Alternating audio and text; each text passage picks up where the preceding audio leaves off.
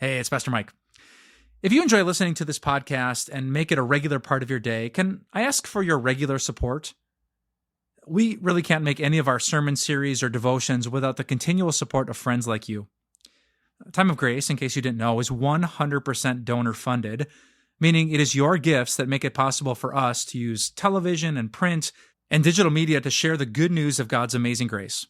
Just click on the link in the episode notes, and thank you for all of your prayers and all of your support. God bless. There seems to be a problem with what the Bible teaches about angels. And some of you might know what I'm talking about, but I'll tell you an angel story to illustrate what the problem seems to be. When I was in high school, shortly after I had gotten my driver's license, I was driving my little sister around town in the area where we lived, and we're in this big old 1977 Dodge Sportsman van, which was a full-size van, fully carpeted interior, steering wheel about like this wide, with a tiny little horn right in the middle that you really had to lean into in order to get it to make any noise. It was in pretty rough shape already by the time I got my license, but that's what we had and that's what we drove. And my sister and I were having a great time driving around the city, doing some shopping, enjoying each other's company. And when suddenly, going about 50 miles an hour down a road, my horn honks, which is really strange because I vividly remember both hands being on the wheel, but my horn honked. And why that was significant is because I wasn't looking at the road at the time. I was looking over at my sister, who was in the passenger seat. And as I was looking at her, the horn honked, which caused me to turn my head forward. And when I turned my head forward, I noticed that we were very quickly at 50 miles an hour approaching a red light where traffic was already stopped. And so I slammed on the brakes when I saw the traffic, and we skid all the way up to the car in front of us, and we stopped when we were about that far from its bumper. Whew. If my horn hadn't honked, then we would have gone 50 miles an hour into the back bumper of the car in front of me, because I would not have turned my head, I would not have seen the red light, and I would not have seen that vehicle there. And because in a 1977 Dodge Sportsman van, the vehicles then didn't yet have these shoulder straps that come down, but just the lap belts that go around the lap, and no airbags, that could have been really, really damaging. And so with both hands on the wheel, and my sister over there, who honked the horn? I think an angel honked the horn. I think an angel honked the horn that day, so I would look ahead and I would see and I would apply the brakes and we would both be safe.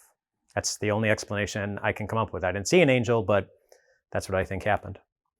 And stories like that, and you may have heard stories like that from others, or you may have some stories like that on your own, they seem to reinforce what the Bible teaches about angels. In Psalm 91, it says that God will command his angels concerning you to guard you in all of your ways. In the book of Hebrews, it says, aren't all angels ministering spirits sent to serve those who are being saved? So angels are assigned to serve us. Angels are assigned to be concerned about us and to guard us in all of our ways, which is incredibly great news, until something else happens. About that same period in my life, a classmate of mine in high school was in a major car accident. She lived, but she was going to have to live with the damage, the bodily damage, for the rest of her life. It had a very difficult impact on her and her ability to care for herself. And so you look at the one situation and you say, well, if an angel honked the horn there and stopped damage from happening, why didn't an angel step in and stop that from happening? And that seems to be the problem. That there seems to be an inconsistency. It's like, why here and not there? Why this and not that? The Bible gives us an explanation that at least begins to settle our hearts a bit when we think about how we're supposed to use the Bible's teaching about angels. In Matthew chapter 4, it's one of the places in the Bible where it teaches about Jesus going toe-to-toe with the devil. After Jesus was baptized, he went out into the wilderness, and the devil himself tempted Jesus himself for 40 days. And in one of the temptations, the devil quotes the Bible. He actually quotes that Bible passage on Psalm 91 that I quoted earlier. So listen to this. It says, Then the devil took him, Jesus, to the holy city and had him stand on the highest point of the temple. If you are the Son of God, he said, throw yourself down, for it is written, He will command His angels concerning you, and they will lift you up in their hands so that you will not strike your foot against a stone. But then Jesus answered him, It is also written, Do not put the Lord your God to the test. And with that, Jesus was guiding us as to the proper use of the Bible's teaching on angels, that it's not a litmus test, a test to see how much God is paying attention to us, a test to see whether or not God loves us, a test to see whether or not angels are real. If that's what we're using the doctrine of angels for, then we're using it in the incorrect way. We can't use the teaching about angels as a test to see if God will or does or can do or be something. Jesus, in responding to the devil, was reminding us that Christians will always have to live by faith. We'll always have to live by faith. And faith in who? Faith in the one who was willing to go toe-to-toe with Satan, just for you. Faith in His word, faith in His love, faith in His guidance, faith in His determination to be there for you no matter what it would cost Him. And in this series, we're going to be looking at some examples of how God throughout history has used angels to help so many others see the beauty and the power of the God who is always focused on being there for you. You might be wondering, if angels are real, then why does anyone I love ever have to die?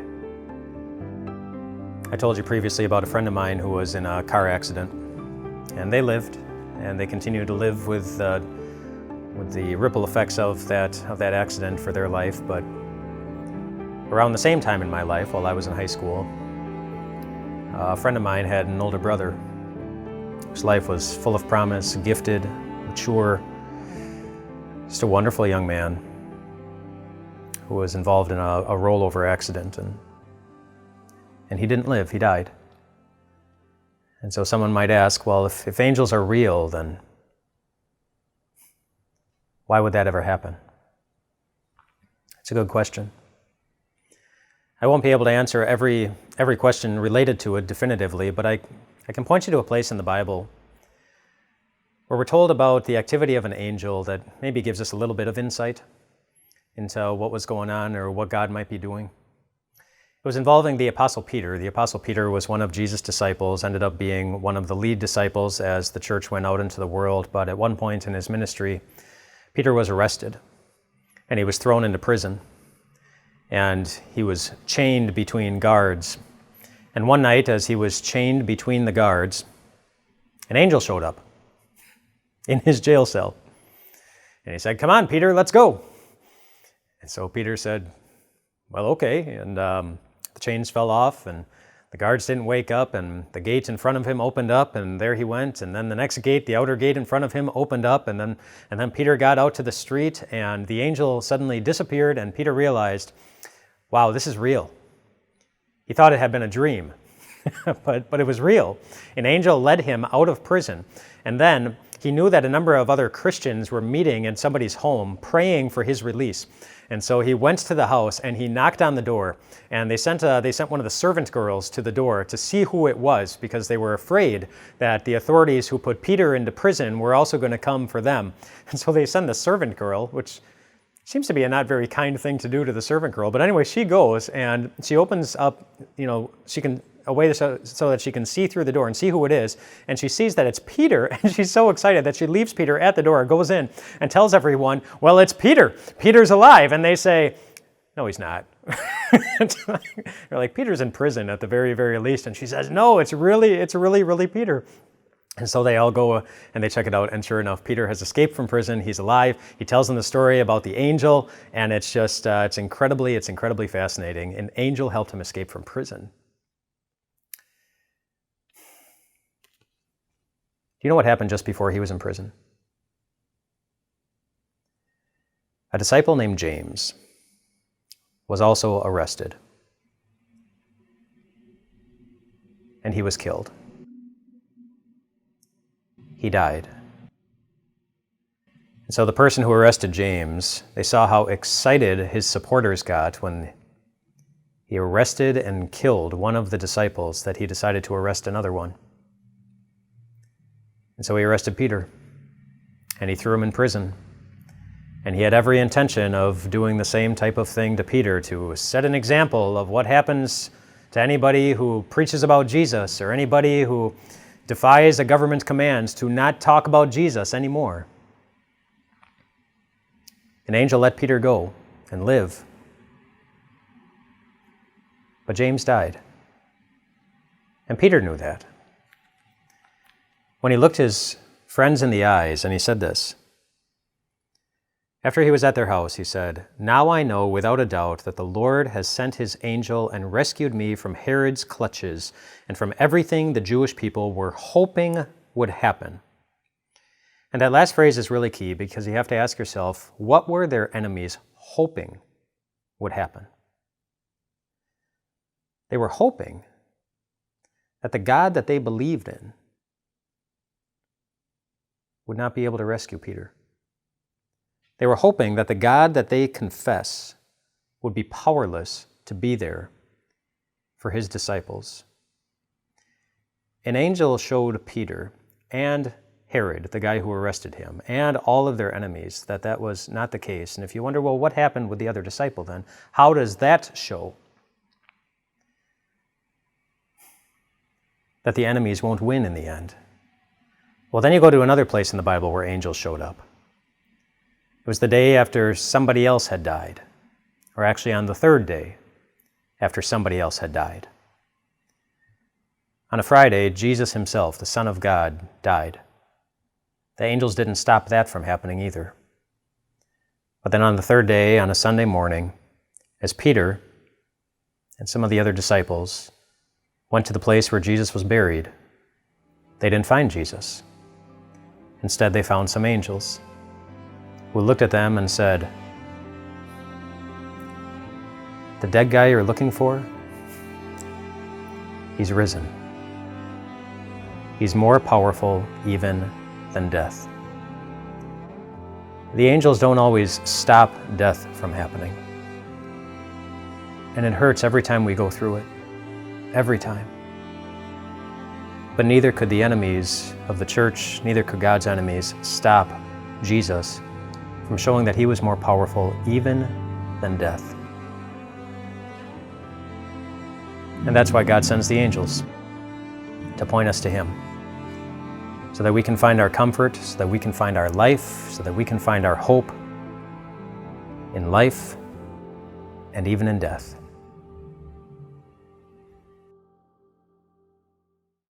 You might be wondering, if angels are real, then why do you ever feel alone? One of the more famous angel movies, or angel-related movies, is a classic that goes back many decades, called It's a Wonderful Life.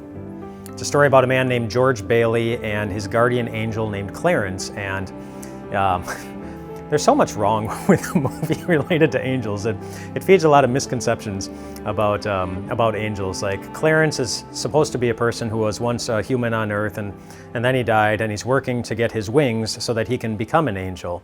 Well, that doesn't happen.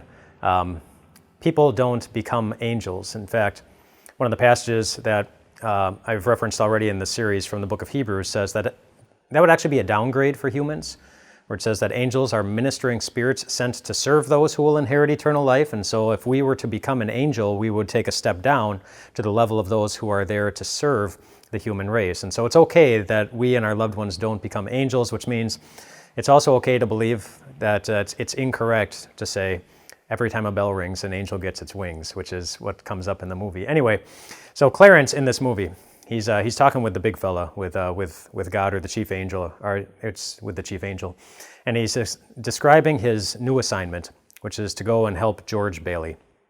And Clarence asks, "Well, what's wrong with George? You know, is he hurt? Is he sick? Has he been in an accident? You know, different things like that." And And the person who was talking to Clarence, who was giving him the assignment, says, no, worse. He's discouraged. He's discouraged. And in the movie, obviously, an angel didn't stop that from happening. But in real life, well, the same happens in real life. That angels don't often stop us from feeling discouraged or alone or distressed. And even Jesus acknowledges as much. Just listen to the section in Matthew chapter 18 where Jesus is talking and he says, "See that you do not despise one of these little ones.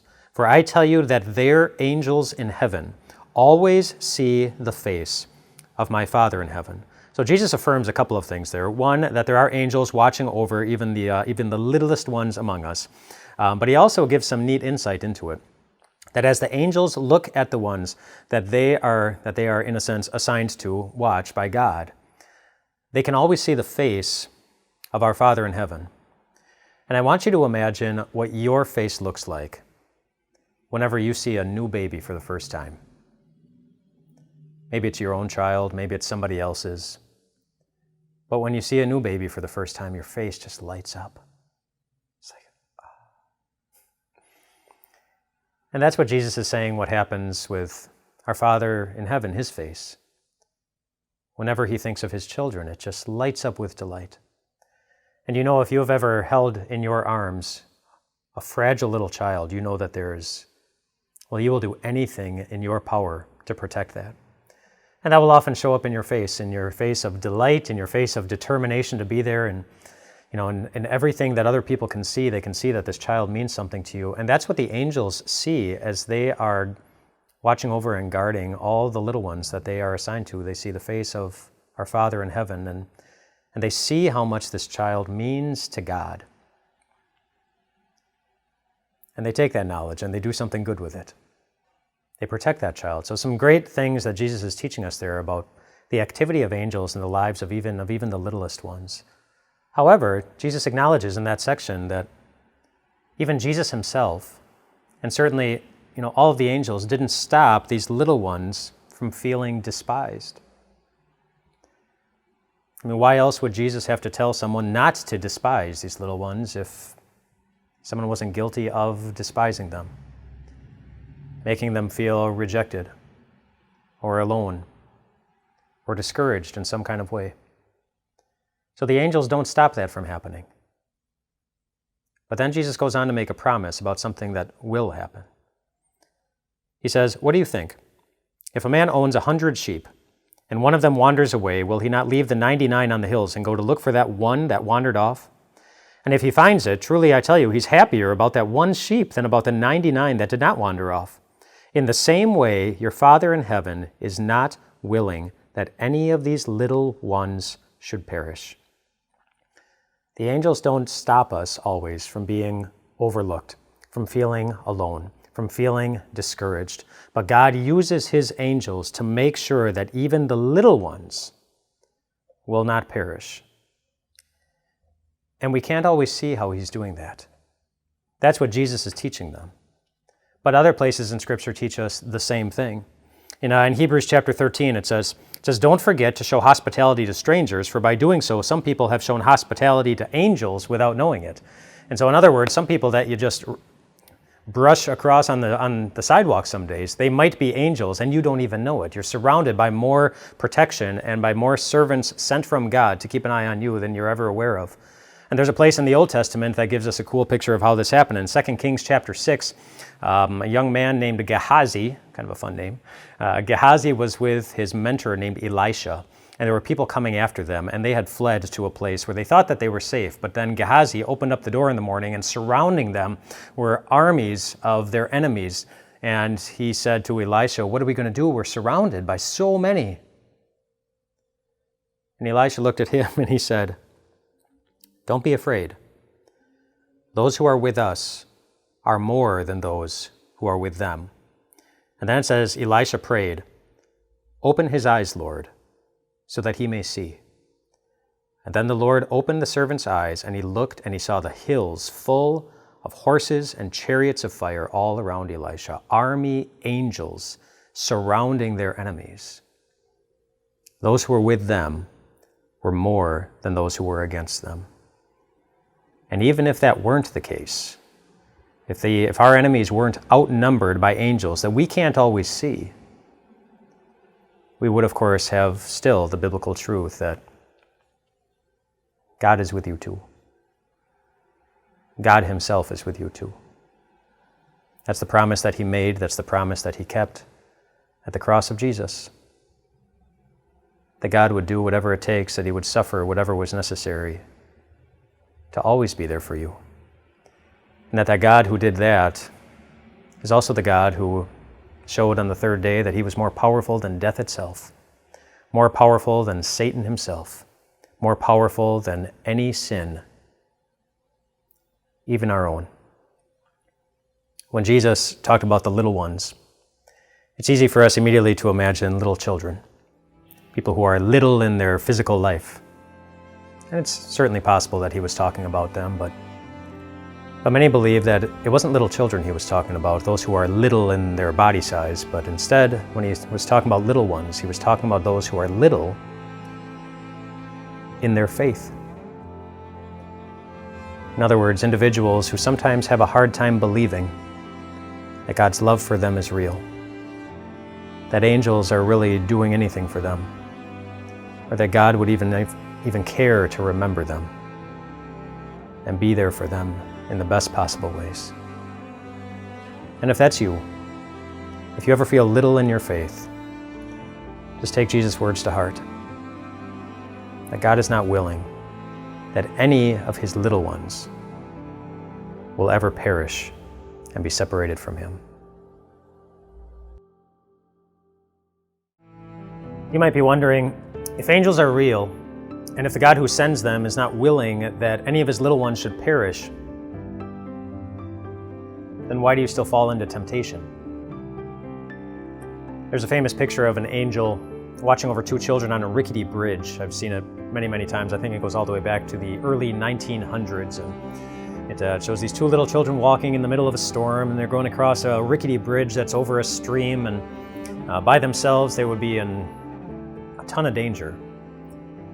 But the painting also shows something that apparently the children can't see, which is a large guardian angel watching over them so that they don't fall off the edge, which is very comforting when it comes to our physical life sometimes, but what about your spiritual life?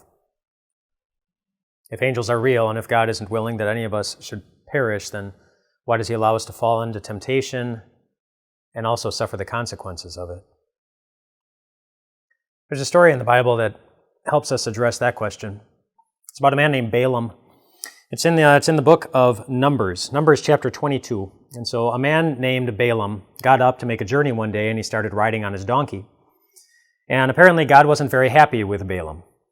But as he was going along on the donkey, an angel appeared in front of the donkey that the donkey could see, but that Balaam was not allowed to see. And when the donkey saw the angel in front of him, it started going into a different direction, started going off into a field, which of course got Balaam, who was riding the donkey, very angry. And he started getting angry at the donkey and started beating the donkey very, very badly until it went back on the path. But the angel didn't go away.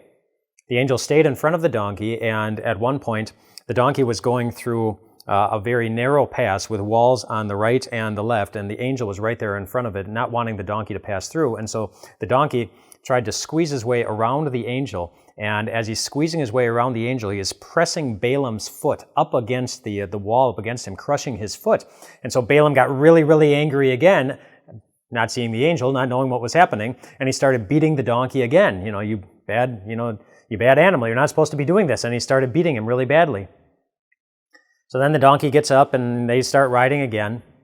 And a third time they come to a place where the angel was in front of the donkey again, and the donkey didn't have the ability to go to the right or the left, and so the donkey just decided to sit down with Balaam on top of him. And Balaam was irate by this time. And so he started beating him again. And at this point, the angel did something somewhat remarkable. It spoke through the donkey. So the donkey opened its mouth and said to Balaam, "What are you doing?" Which I would think would surprise him, but he apparently started having a conversation with his donkey, but the donkey says, what are you doing? Am I not the donkey who's been here for so many years, and I've always been good and always been faithful? Why are you beating me? Don't you trust that I know what I'm doing? And then at that point, it says the Bible opened up Balaam's eyes, or God opened up Balaam's eyes, so that he also was able to see the angel. And at that point, Balaam discovered the truth. That we can't always see or perceive how God's angels are working. That's certainly the truth for us. We can't always see or perceive how God's angels are working, and God wanted him to see that. But he also wanted him to see something else. He wanted him to see himself. After Balaam saw the angel and realized what he had done, do you know what he said? I've sinned. I've sinned. And then he said to God, God, if you want nothing more to do with me, just say the word and I'll walk away. And the angel didn't stop that from happening, from helping Balaam see his mistakes. The angel didn't stop his anger from getting the best of him, just as angels often don't stop us from letting our pet sins and any other sins sometimes get the best of us. In fact, in that case, the angel actually provoked it, so that Balaam could see just how much control his anger had over him, even when it came to a donkey. God wanted Balaam to see that angels are working in ways that we can't always see or perceive, but he also wanted him to see something else that was very important besides himself. He wanted him to see the God who always treats us far better than we deserve. After Balaam said, I've sinned and I wouldn't blame you if you want nothing to do with me, God picked him up and he said, no, I want you to keep going. And if you read through the rest of that section in the book of Numbers, you'll see that Balaam ended up being an incredible witness for the God who always treats us far better than we deserve, and whose angel helped Balaam see that, and whose angels, in whatever ways that we won't always be able to perceive, want you to see it too. And there's one place that very regularly God will point us over and over again and again, especially in those moments when it's obvious to us that my anger, my greed, my lust, or any other sin, when it gets the best of me far too easily, God wants us to see the day when God himself is the one who was crushed. The day when God himself is the one who was beaten, so that you could walk through the rest of your life knowing that you're forgiven. You're forgiven. Whatever it is. God knows who we are. He knows how prone to sin our hearts will always be. He wants us to see that, so that we stop putting so much trust in ourselves and find our soul's greatest rest in the one who bled and died and rose for you and me. There are so many questions related to angels, but in general, you can summarize so many of them by asking, if angels are real, then why does life hurt so much? Why did the miscarriage happen? Why did the cancer come? Why is it still here? Why was that pain inflicted? Why did God allow that damage to be done? If angels are real, then why does life hurt so much? There's a place in the Bible I'd like you to go to with me that helps us answer that question. It's in Luke chapter 22. It's the night before Jesus dies, and he's in a garden called Gethsemane, and it says this. It says, Jesus went out as usual to the Mount of Olives, and his disciples followed him. On reaching the place, he said to them, "Pray that you will not fall into temptation." He withdrew about a stone's throw beyond them, knelt down, and prayed, "Father, if you are willing, take this cup from me. Yet not my will, but yours be done." An angel from heaven appeared to him and strengthened him. And being in anguish, he prayed more earnestly, and his sweat was like drops of blood falling to the ground. I want you to take note of the order of events there. So Jesus was already in anguish, knowing what was going to happen. He knew the crucifixion was coming the next day. He knew his disciple Judas was going to betray him that night. He knew that his disciple Peter was going to deny him multiple times. He knew that was coming, and he asked that it be taken away for the same reason that any of us would. None of us like to go through any amount of pain. So he's already in anguish. And then, after he prays, it says, an angel from heaven appeared to him and strengthened him. And then, Jesus was in more anguish. Jesus was in more anguish. So much so that his body started physically reacting to the anxiety and started sweating like his sweat was like drops of blood. And so the angels did not stop the anguish from happening. Or another way to say it, life doesn't hurt because there aren't angels. It hurts because this is a world that we need to be saved from. That's why life hurts. Because this is a world that we need to be saved from. And even Jesus knows that. And there in the garden, and the next day on the cross, we see the beautiful truth that God doesn't ignore our hurt. He comes to it and he embraces it, and he goes through it himself to show us that he will always use everything he has access to save you from this world that hurts. He will use his own blood, he will use his own life, and he will use his angels too.